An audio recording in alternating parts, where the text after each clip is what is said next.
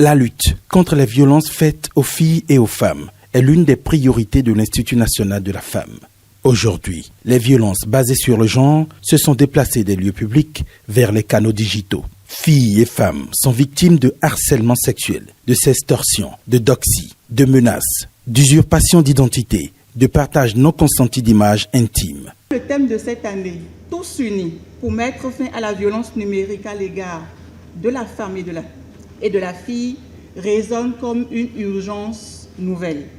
Urgence qui appelle à notre responsabilité collective, un appel à tenir nos rôles. Ce thème est le miroir actuel de notre société.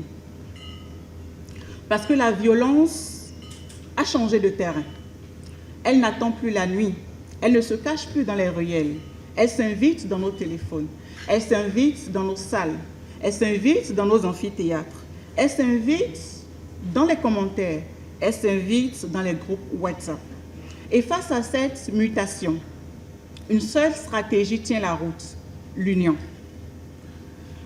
Le clavier peut être l'arme des lâches.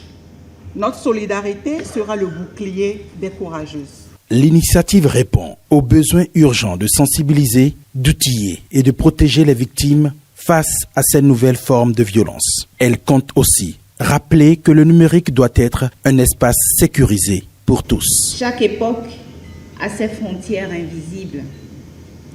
Et les nôtres ne sont plus seulement territoriales, elles sont désormais numériques.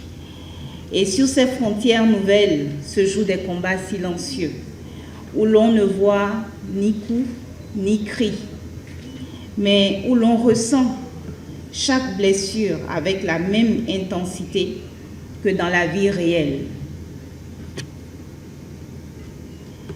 Aujourd'hui, mesdames et messieurs, nous sommes réunis pour refuser l'idée que le cyberespace puisse devenir la zone grise de l'impunité.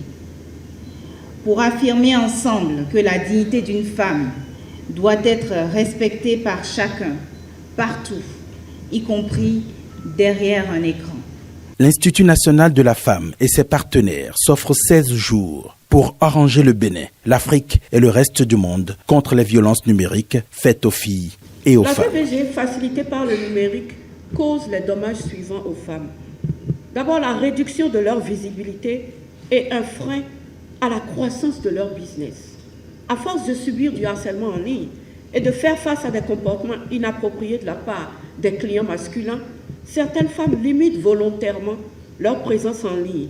Et cette autocensure se traduit par des pertes d'opportunités de vente et de clientèle.